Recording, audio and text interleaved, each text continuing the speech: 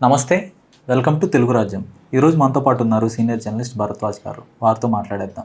Sir నమస్తే. నమస్తే sir, ఒక అక్రమ సంబంధానికి సంబంధించి అదొక క్రైమ్ ఇన్సిడెంట్గా దారితీయటం, దాంట్లో కమ్యూనల్ యాంగిల్ కూడా ఉండటం, అంటే ఒక ముస్లిం సాదిక్ అనే ఒక వ్యక్తి హిందూ కమ్యూనిటీకి చెందిన ఒక అమ్మాయిని ట్రాప్ చేయటం, దాని తర్వాత అది ఆ హిందూ అమ్మాయికి సంబంధించిన భర్త చనిపోవటం, ఇదంతా ఒక పెద్ద సంచలనాత్మకంగా మారింది. ఇప్పుడైతే అంటే రాజకీయ నాయకులు కూడా ఇన్వాల్వ్ అయిపోయారు దీనిలోకి.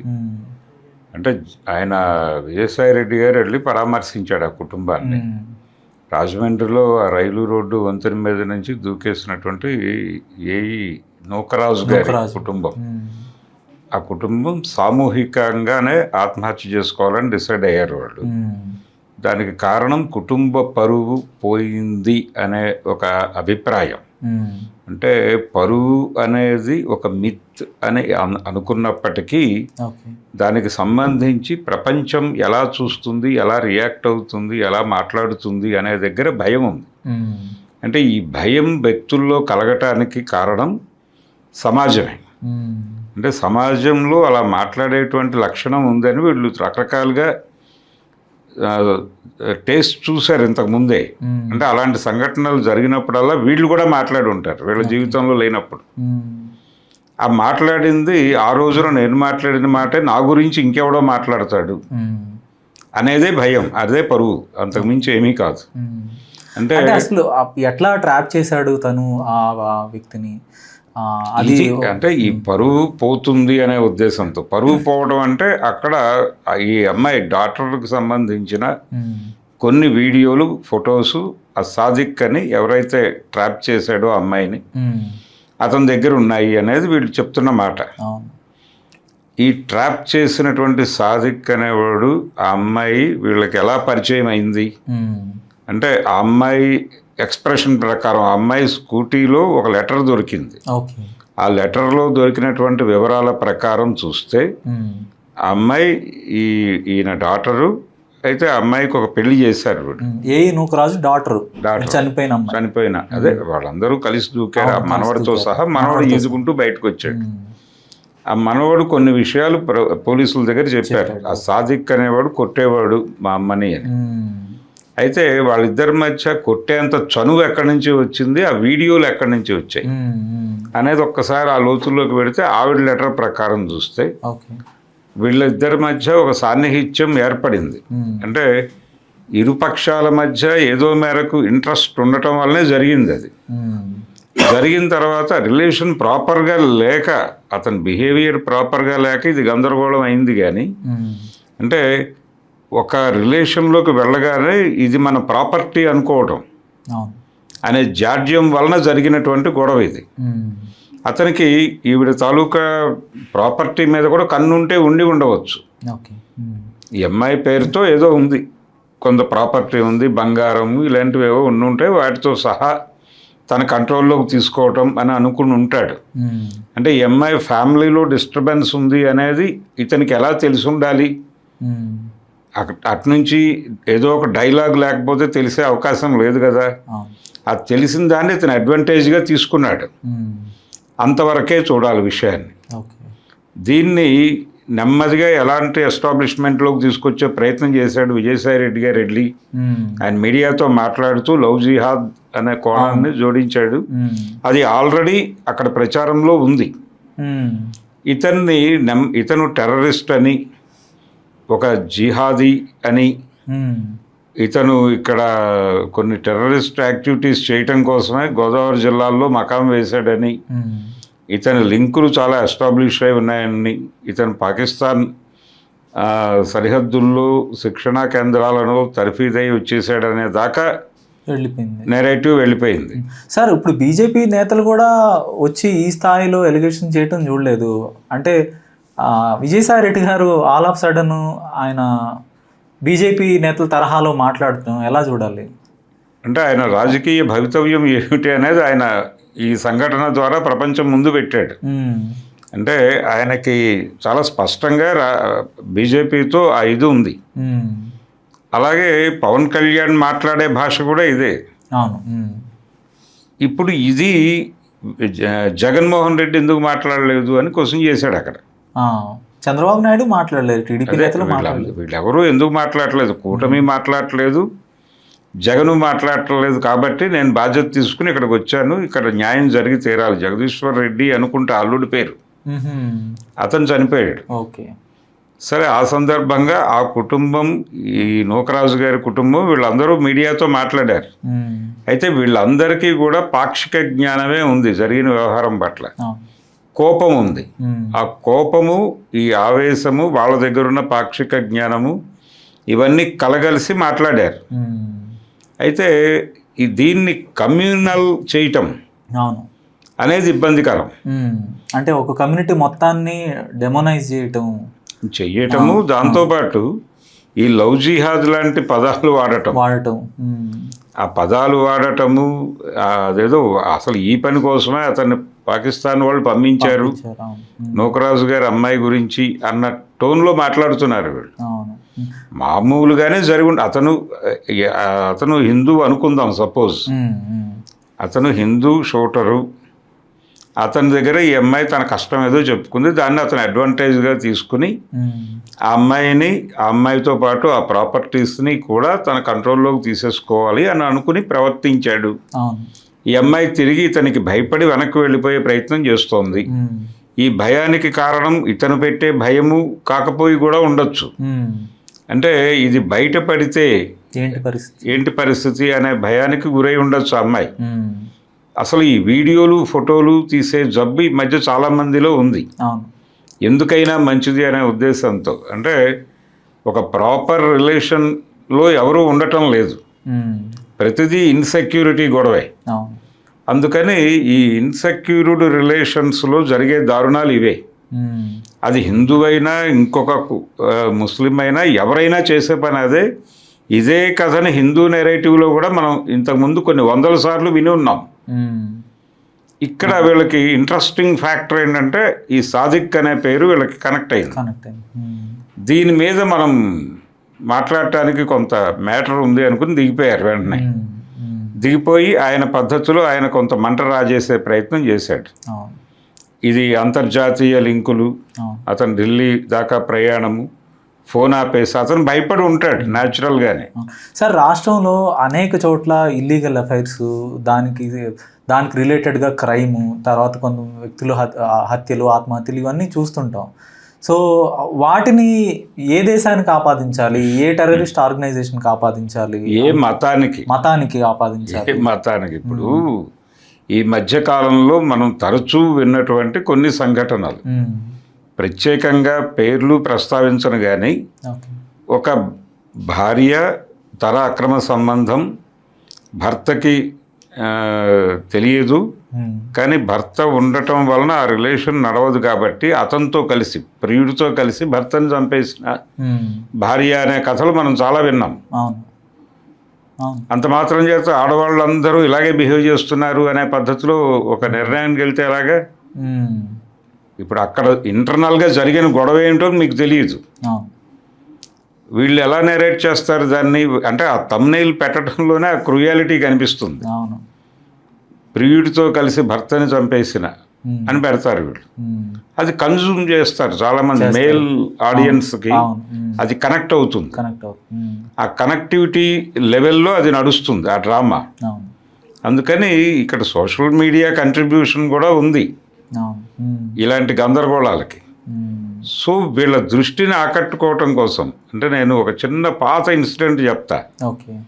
మౌంట్ బ్యాటన్ గాంధీ గారి హత్య జరిగినప్పుడు ఎవరు హత్య చేసింది అన్నాడు ఆయనకు ఫస్ట్ ఇన్ఫర్మేషన్ చెప్పగానే, గాంధీ గారి హత్య జరిగింది అని కమ్యూనికేషన్. చంపింది ఎవరు అన్నాడు ఆయన. అంటే గాడ్సే సరేనండి, అతను ఏంటి, అతను రిలీజియన్ ఏమిటి అనేది ఈయన క్యూరియాసిటీ. అంటే అతను హిందూయే అంటే కొంచెం రిలాక్స్ అయ్యాడు. అదేంటి రిలాక్స్ అయ్యారు అంటేను, ఒకవేళ అతను ముస్లిం అయి ఉంటే ఇప్పటి వరకు ప్రపంచం చూడని నరమేధం జరుగుండేది అని అన్నాడట. అదే పరిస్థితి ఇప్పటికీ ఉంది ప్రపంచంలో. ఇప్పుడు అతను సాదిక్ అవగానే వీళ్ళకి ఒక డైలాగ్ ఒక అభిప్రాయ ప్రకటన చేయడానికి ఒక వాక్యూమ్ దొరికింది. నిజంగా అతను టెర్రరిస్టా, పరిశోధన జరిగిందా, ఇప్పుడు అతను దొరికాడు కదా, పట్టుకొచ్చి ఇంట్రాగేట్ చేస్తున్నారు. ఆ లింకులు ఏవి ఎస్టాబ్లిష్ కాకపోతే ఏం చెప్తారు వీళ్ళు సమాధానం? అది పరిస్థితి. అందుకని ఇది జనరల్గా ఆ అమ్మాయి ఒక అడుగు ముందుకు, అతను చాలా కాలంగా అక్కడ షూటింగ్ ట్రైనింగ్ ఇస్తున్నాడు అనేది ఉంది. ఈ కుర్రాడు చదివే స్కూల్లో కూడా అతను ట్రైన్ చేస్తున్నాడు. ఇతను ఈ కుర్రాడు కోసమే ఆ స్కూల్లో చేరాడు అనేది కూడా ఎస్టాబ్లిష్ చేశారు. అయి ఉండొచ్చు కూడా, అందులో నిజం ఉండే అవకాశం ఉంది. అతను ట్రాప్ చేసే ఉన్నాడు. ఆ అమ్మాయి కొంత విషయం చెప్పింది అతనికి. ఆ చెప్పడం నుంచి ఈ అమ్మాయికి అక్కడ రిలేషన్ ఏదో ఇబ్బందికరంగా ఉంది అనేది అర్థమైంది ఇతనికి. ఆ అడ్వాంటేజ్ తీసుకుని ఇతని ప్రయత్నం ఇతను చేశాడు. ఇతను దుర్మార్గుడే అనే విషయం అర్థమైంది ఆవిడకి. ఆల్రెడీ భర్తను పోగొట్టుకుంది, ఆవిడ చంపుండొచ్చు, ఇతను సైకలాజికల్ గా వాళ్ళిద్దరి మధ్య గ్యాప్స్ ఉన్నాయి. తర్వాత ఇతను ఎంటర్ అయిన తర్వాత అతను చనిపోయాడు. అది చనిపోవడంలో ఇతని పాత్ర ఉంది అనేది. దాంతో ఆవిడ తను తప్పు చేశానేమో అనేటువంటి ఇంకొక గిల్టీలోకి వెళ్ళి ఉంటుంది. ఇదంతా కలిసి మెంటల్ డిప్రెషన్కి వెళ్ళింది అమ్మాయి.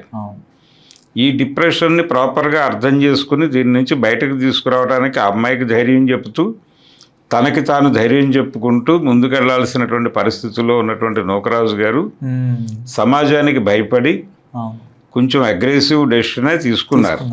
అంటే ఇప్పుడు ఇంత దూరం వెళ్ళిన తర్వాత, అంటే ఒక మనిషిని కోల్పోయిన తర్వాత, లేదంటే ఆవిడ వీడియోలు ఇవన్నీ అతని చేతిలో ఉండి బ్లాక్మెయిల్ చేయబడుతున్న తర్వాత, ఇక ఒక యావరేజ్ మనిషికి కానీ యావరేజ్ కుటుంబానికి కానీ సొల్యూషన్ ఏంటంటారు? ఎలా బయటపడాలి? ఇప్పుడు తప్పులు అనేవి అందరూ చేస్తారు, కానీ దాని నుంచి ఎలా బయటపడాలి?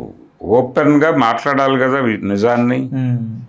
ఓపెన్గా అవును, ఓకే, మా అమ్మాయి అతనితో కొంత గడిపింది, అతను గడిపాడు, అతను దాన్ని అడ్వాంటేజ్ తీసుకుని వీడియో తీసి బెదిరిస్తున్నాడు, ఇది నిజం. కాబట్టి అతను వీడియోలు బయట పెట్టుకున్నా మేమేమి బాధపడం, మేమే ప్రపంచానికి చెప్తున్నాం విషయం. అవును, చెప్పేసేయాలి ఇంకా అంతే. అటాకే, అవును, మొహమాటం ఎందుకు దానికి? ఎక్కడ జరగనిది ఇది. అవును, కరెక్ట్.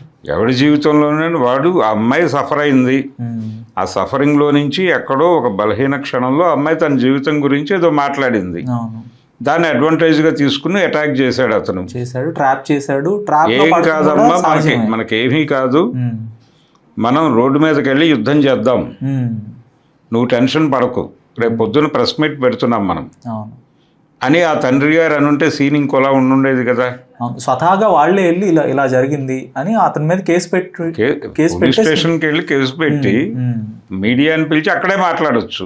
మేము రెడీ గురు, నువ్వు ఏదైనా రిలీజ్ చేసుకో, నీ ఫోటోతో సహా ఇక్కడ పెట్టాం, నువ్వు ఏది రిలీజ్ చేసినా పోలీసు వారు అది ఎలా డిలీట్ చేయాలో వారికి తెలుసు, నిన్ను ఎలా కంట్రోల్లోకి తీసుకోవాలో వారికి తెలుసు, మేము నమ్ముతున్నాం వ్యవస్థని అని ఒక ప్రెస్ మీట్లో మాట్లాడుంటే అతని పరిస్థితి ఏమై ఉండేది?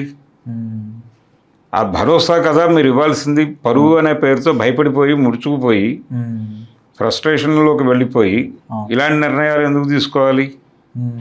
ఈ పరువు అనే పేరుతోనే చాలా వైలెన్స్ కూడా జరుగుతుంది.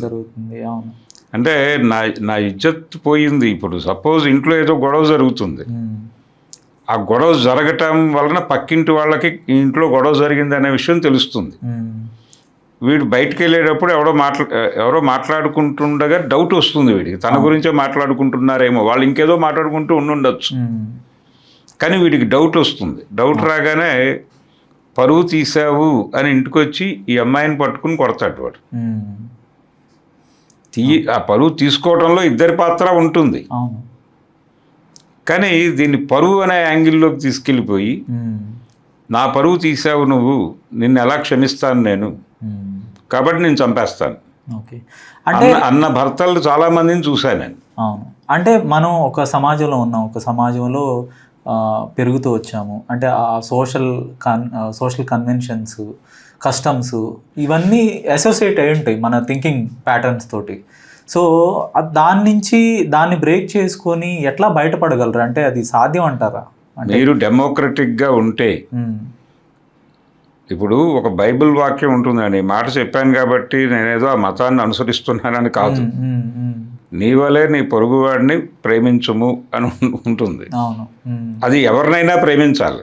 వాడు కొడుకైనా కూతురైనా, కూతురికి ఏమున్నా, కూతురికి ఏ సమస్య ఉన్నా, అల్లుడితో సమస్య ఉన్నా, లేకపోతే బయట ఒక లవర్తో సమస్య ఉన్నా, తనతో చెప్పుకునేటువంటి ఒక విండో ఓపెన్ చేసి పేరెంట్స్ ఉండాలి. ఉన్నప్పుడు వాళ్ళు చెప్పుకుంటారు కదా. అవును. చెప్పుకున్నప్పుడు నీ కంట్రోల్ ఉంటుంది. నువ్వు ఆ ఫ్రెండ్షిప్ ఎందుకు మెయింటైన్ చేయట్లేదు పిల్లలతో? అంటే ఒక ఎమోషనల్ మెచ్యూరిటీ అనేది అక్కడ ఏఈ నూకరాజులో లోపించింది అనుకోవాలి. డెఫినెట్గా. అంటే వీళ్ళు ఒక ఫాల్స్ ఇమేజెస్లో బతుకుతారు. అవును. అంటే సమాజం కూడా నానా మాటలు అంటుంది, వాళ్ళని హ్యూమిలేట్. అంతకుముందు వీళ్ళు అని ఉంటారు కదా, వీళ్ళు అని ఉంటారు. ఆ అన్న మాటలే తను అంటారేమో అనుకుని భయం. అలా కాకుండా నిజమే మేం చేశాము, ఏమవుతుంది, ప్రపంచం 2 రోజులు మాట్లాడుకుంటారు. అవును. ఇక్కడ కాకపోతే ఇంకో చోటకి వెళ్ళి బతుకుతారు. ఏమైపోతుంది? ఏమీ అవ్వదు కదా. ఏమీ అవ్వదు, ఎక్కడికైనా వెళ్ళిపోయి ఉండొచ్చు. ఇప్పుడు ఎందుకంటే చిన్న పిల్లాడిని కూడా వాళ్ళు సూసైడ్ చేయించే వరకు వాళ్ళు వెళ్ళారంటే. ఇప్పుడు విజయసాయి రెడ్డి గారు ఆ పిల్లోడి చదువు బాధ్యతలు నేను తీసుకుంటాను అన్నాడు ఆయన. మంచిదే, మంచిదే, అది మంచి నిర్ణయమే. కానీ దీన్ని ఎక్కడో ఒక మతానికి చుట్టేటువంటి ఒక హిడెన్ ఎజెండా కూడా నడిచింది. అది తప్పు. అతను టెర్రరిస్ట్ అనే ప్రూవ్ అయింది అనుకుందాం. అతను నిజంగానే టెర్రరిస్టు, పాకిస్తానే పంపించింది అతన్ని, ఓకే, అడ్మిటెడ్. అయినప్పటికీ ఈ అమ్మాయి ఎక్కడో అడ్వాంటేజ్ ఇచ్చిన తర్వాతే కదా రిలేషన్లోకి వచ్చింది అతను. ఆ సంఘటనని అంత డెమోక్రటిక్గానే ఆలోచించాల్సిన అవసరం ఉంది. అంటే మ్యూచువల్ కన్సెంట్ ఉంది అక్కడ ఉండటం వలన అతను అడ్వాంటేజ్ తీసుకున్నాడు. తీసుకోవడం తప్పే. అతనిలో ఒక బ్యాడ్ ఇంటెన్షన్ డెఫినెట్గా ఉంది. కాబట్టి దాన్ని అక్కడి వరకు యుద్ధం చేద్దాం. కానీ ఇతను ఒక్కడే ఇలా బిహేవ్ చేస్తాడు అనేది కాదు. అక్కడ ఎవడున్నా అలాగే బిహేవ్ చేసి ఉండేవాడేమో. ఏ మతానికి చెందినవాడు ఉన్నా అలాగే బిహేవ్ చేసి ఉండేవాడేమో. అంటే అక్రమ సంబంధాలకి సంబంధించిన క్రైమ్స్ దాని పర్సంటేజ్ తీసుకున్నా కూడా అది ఇప్పుడు ఈ అక్రమ సంబంధాల క్రైమ్స్ అన్నిటి వెనకాల కూడా పరువు అనేది ప్రధాన పాత్ర పోషిస్తుంది. కాబట్టి విషయంగా ప్రపంచం ముందు ఉంచటానికి వీళ్ళకి భయాలు. ఆ భయం నుంచి ముందు జనాల్ని బయటకు తీసుకురావాలి. పరువు అనేది ఒక సెన్సిటివ్ అంశాన్ని బద్దలు కొట్టాల్సినటువంటి అవసరం ఉంది. అప్పుడు ఈ రకమైనటువంటి వైలెన్స్ సమాజంలో తగ్గుతుంది. చాలా చక్కగా వివరించారు సార్. ధన్యవాదాలు. Thank you.